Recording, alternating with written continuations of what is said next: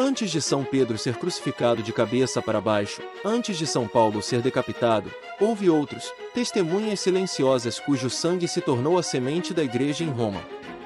Eles são lembrados simplesmente como os protomártires da Igreja Romana. O termo protomártires da Igreja Romana refere-se aos homens, mulheres e crianças anônimos que foram os primeiros a sofrer e morrer por Cristo durante a feroz perseguição aos cristãos sob o imperador Nero, no ano 64 d.C. As origens dessa perseguição estão em uma das maiores tragédias da Roma antiga, o Grande Incêndio. Na noite de 18 de julho de 64 d.C., chamas consumiram a cidade. Durante 6 dias e 7 noites, o fogo devastou 10 dos 14 distritos de Roma. Casas, templos e mercados foram reduzidos a cinzas. O pânico tomou conta da população e, logo, as suspeitas se voltaram para o próprio imperador. Correram rumores de que Nero havia ordenado o incêndio para dar lugar a seus grandiosos projetos de construção, incluindo a Domus Aurea, sua Casa Dourada. Buscando um bode expiatório para desviar a atenção, Nero apontou o dedo para um pequeno grupo incompreendido. Os cristãos, os seguidores de Cristo, já eram vistos com suspeita. Sua recusa em adorar os deuses romanos, suas reuniões privadas e suas conversas sobre um reino vindouro levaram muitos a vê-los como subversivos perigosos. Após o incêndio, Nero aproveitou a oportunidade. Nero impôs a culpa e infligiu as mais requintadas torturas a uma classe odiada por suas abominações, chamada de cristãos pela população. Zombarias de todo tipo foram adicionadas às suas mortes. Cobertos com peles de animais, foram dilacerados por cães e pereceram, ou foram pregados em cruzes, ou foram condenados às chamas e queimados. Nos jardins do próprio Nero, cristãos foram incendiados para servirem como tochas noturnas. Outros foram crucificados ou jogados às feras nas arenas. Não foram apenas os líderes, mas muitos fiéis comuns, jovens e velhos, ricos e pobres, cidadãos romanos e escravos, que abraçaram o martírio. Esses foram os primeiros frutos do testemunho da Igreja em Roma. Eles permanecem anônimos para a história, mas sua memória é preservada no coração da Igreja. O martirológio romano os comemora em 30 de junho, dia seguinte à festa de São Pedro e São Paulo. Essa proximidade litúrgica nos lembra que a Igreja foi construída não apenas sobre os apóstolos, mas também sobre os inúmeros fiéis que seguiram seu exemplo até a morte. As catacumbas de Roma, onde muitos dos primeiros cristãos foram sepultados, dão um testemunho silencioso de sua fé. Símbolos gravados na pedra, peixes, âncoras, pombas, testemunham sua esperança na ressurreição e sua crença de que, por meio de Cristo, a morte não era o fim, mas o início da vida eterna. Hoje, peregrinos percorrem os caminhos outrora trilhados por esses heróis silenciosos. Embora nunca saibamos seus nomes, honramos sua coragem, seu amor e seu testemunho inabalável. Eles foram os primeiros mártires romanos. E em seu sangue, a Igreja encontrou força, ó santos mártires de Roma, vós que iluminastes a noite escura da tirania com o fogo da vossa fé. Rogai por nós, para que tenhamos a mesma coragem de testemunhar Cristo em nosso tempo. Os protomártires da Igreja Romana, festa, 30 de junho. Nas brumas da antiga Britânia, antes que os saxões cruzassem o mar, antes que Agostinho pregasse em Canterbury, a luz de Cristo já havia perfurado a névoa de uma terra pagã. Entre os primeiros a derramar seu sangue pela fé em solo britânico estavam dois homens cujos nomes ecoariam através dos séculos, os santos Júlio e Arão. O Império Romano estendeu seu poder às terras selvagens da Britânia no século I. No século III, o cristianismo se espalhou silenciosamente entre os cidadãos romanos, soldados e até mesmo os bretões locais. Mas a fé era perigosa. No início do século IV, sob o reinado do imperador Diocleciano e seus sucessores, uma feroz perseguição aos cristãos varreu o império. Igrejas foram destruídas, escrituras queimadas. E os fiéis, especialmente aqueles que se recusavam a oferecer incenso aos deuses romanos, enfrentaram prisão, tortura e morte. Foi durante essa tempestade de perseguição que Júlio e Arão deram suas vidas. Segundo a tradição, Júlio e Arão viviam em Isca Augusta, a atual Caerleon, no sul do país de Gales, ou nas proximidades. Isca era uma importante base militar romana, uma cidade-fortaleza com banhos, um anfiteatro e legiões estacionadas nas proximidades. Acredita-se que Júlio possa ter sido um soldado romano, um homem disciplinado e treinado, enquanto Arão, possivelmente um britânico local, foi seu companheiro na fé. No ano 304 d.C., em meio à perseguição de Diocleciano, os dois homens foram presos por se recusarem a renunciar a Cristo. Eles se apresentaram perante as autoridades romanas e professaram sua fé com ousadia. Seu julgamento e execução são lembrados não por sua crueldade, mas por sua serenidade. Júlio e Arão, como muitos mártires antes deles, recusaram-se a negar o Senhor, mesmo diante da morte. A tradição afirma que eles foram decapitados, uma execução romana honrosa, provavelmente fora dos muros da cidade. O grande monge e historiador britânico São Gildas, escrevendo no século VI, menciona brevemente o sacrifício deles, louvando-os como os primeiros santos britânicos. Mais tarde, o venerável Beda, em sua História Eclesiástica do Povo Inglês, também relataria o martírio deles, juntamente com o de Santo Albano, o protomártir da Grã-Bretanha. Esses três, Albano, Júlio e Arão, são lembrados como as primeiras testemunhas do triunfo de Cristo sobre a morte nas Ilhas Britânicas. Embora o tempo tenha obscurecido muitos detalhes de suas vidas, a Igreja não se esqueceu de seu testemunho. Uma igreja havia sido erguida em Caerleon em sua homenagem. E até hoje, sua festa é celebrada em 1º de julho. São Júlio e Arão nos lembram que a fé floresce mesmo sob opressão e que a coragem, nascida de Cristo, transcende o poder dos imperadores. Em seu sangue, semeado no solo da antiga Britânia, cresceram as sementes de uma nação cristã. Honremos a sua memória e busquemos a sua intercessão. Santos Júlio e Arão, rogai por nós. Nas areias antigas do Oriente Próximo, desenrolou-se uma história que moldaria o destino de um povo, e ecoaria pelos corredores da história sagrada.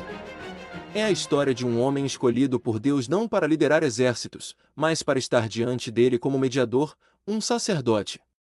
Esta é a história de Santo Arão, irmão de Moisés, o primeiro sumo sacerdote dos israelitas e um pilar da antiga aliança. Arão nasceu no Egito, da tribo de Levi, numa época em que os hebreus eram escravizados pelos faraós.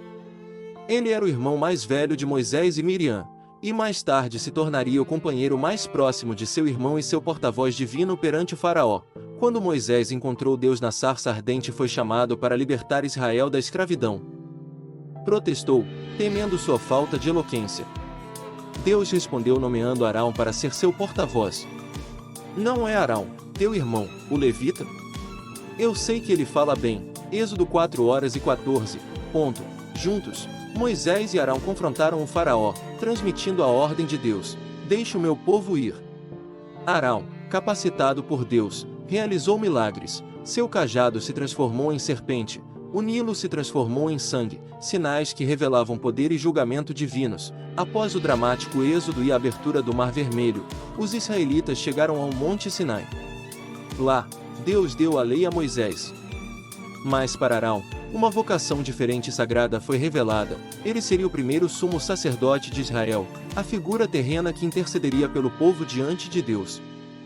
Arão foi ungido por Moisés, trajado com vestes sacerdotais ricas em simbolismo, vestes azuis e escarlates, um peitoral com 12 pedras representando as tribos e um turbante com uma placa de ouro com a inscrição Santo ao Senhor.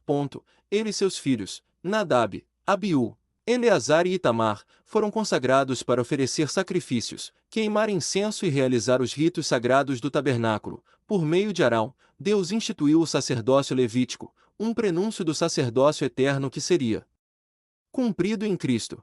Mas a história de Arão não é isenta de tragédias. Durante a prolongada ausência de Moisés no Monte Sinai, o povo ficou inquieto. Instou Arão a fazer-lhes um Deus, e ele, talvez temendo uma revolta, moldou o bezerro de ouro. Foi um momento de profundo fracasso, que trouxe duras consequências. No entanto, Deus, em sua misericórdia, não rejeitou Arão. Ele o restaurou e confirmou seu sacerdócio, um profundo lembrete do perdão de Deus, mesmo para líderes que caem. Quando a autoridade de Arão foi questionada pelo povo, Deus deu um sinal. Cada líder tribal colocou um cajado diante da Arca da Aliança. Pela manhã, o cajado de Arão milagrosamente brotou, floresceu e produziu amêndoas, prova de que seu sacerdócio fora divinamente designado. À medida que os israelitas se aproximavam da terra prometida, o tempo de Arão se aproximava do fim. Devido a um momento de desobediência em Meribá, ele, assim como Moisés, teve sua entrada negada. No Monte Hor, diante de toda a assembleia, Arão despiu suas vestes sacerdotais e as passou para seu filho Eleazar, simbolizando a continuidade do sacerdócio. Arão morreu ali, aos 123 anos, e o povo o pranteou por 30 dias.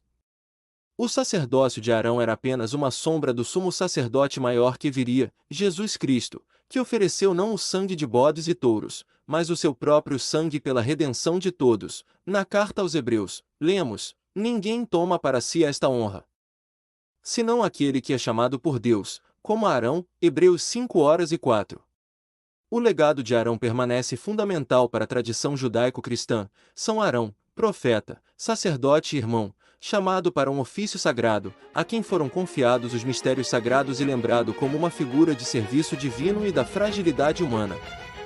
Que sua vida nos inspire a uma maior fidelidade, humildade e reverência diante da presença do Senhor. São Arão, primeiro sumo sacerdote da antiga aliança, rogai por nós. À sombra do poderoso Império Romano, em meio à sua grandeza e crueldade, dois homens emergiram como testemunhas silenciosas de um poder maior.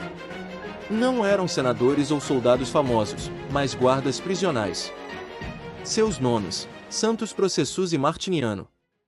Seu legado: fidelidade até a morte. Pouco se sabe sobre seus primeiros anos de vida, mas a tradição nos diz que eram soldados romanos ou guardas prisionais, nomeados para guardar prisioneiros de alta importância. E no ano 67 d.C., poucos prisioneiros eram mais perigosos aos olhos de Roma do que o apóstolo São Pedro. De acordo com a antiga tradição cristã, Processus e Martiniano foram designados para guardar Pedro durante sua prisão final na infame prisão mamertina, sob o Monte Capitolino. Lá, o idoso apóstolo, cheio do Espírito Santo, testemunhou Cristo com paz e coragem inabaláveis, tocados por suas palavras e tocados por milagres, o principal deles, a cura de suas doenças e possivelmente uma dramática efusão da graça divina. Tanto Processus quanto Martiniano se converteram ao cristianismo. Em um lugar destinado a esmagar o espírito, eles renasceram na fé. Uma tradição afirma que São Pedro milagrosamente fez jorrar água das rochas da prisão para batizá-los, uma fonte que os peregrinos até hoje associam ao local. Sua conversão teve um alto custo. Ao professar fé em Cristo, eles renunciaram à fidelidade aos deuses de Roma, e isso foi traição.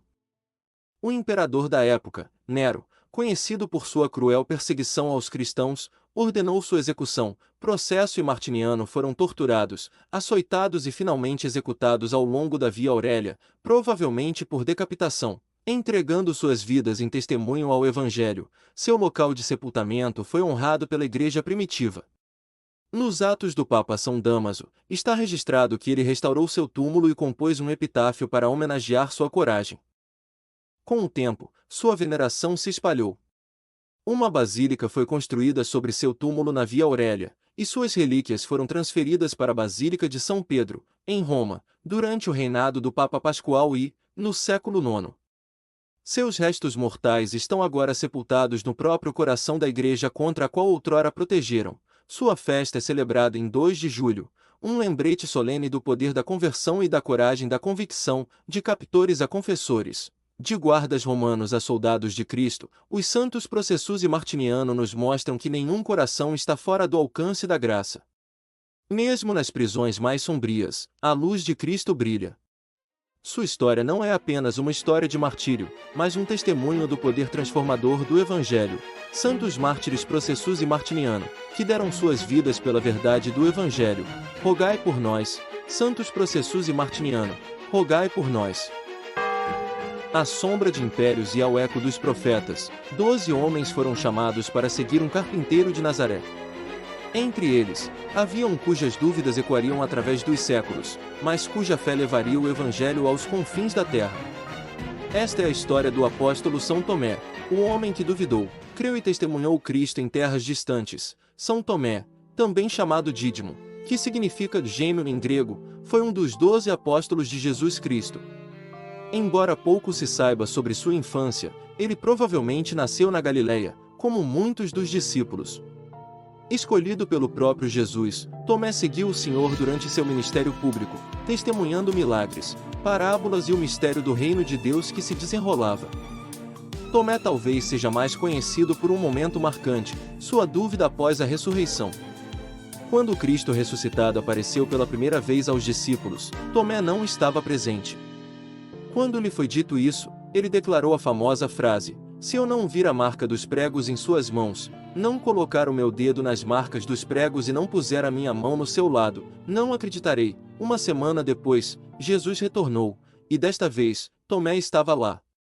O Senhor o convidou a tocar em suas feridas, e Tomé caiu de joelhos, clamando. Longe de ser condenado, a transformação de Tomé de cético em crente tornou-se um poderoso testemunho da misericórdia e paciência de Cristo. Sua dúvida deu origem a uma fé tão profunda que ele viajaria mais longe do que qualquer outro apóstolo para proclamar o Evangelho. De acordo com a tradição antiga e escritos como os Atos de Tomé, o apóstolo viajou para o leste, muito além do mundo romano.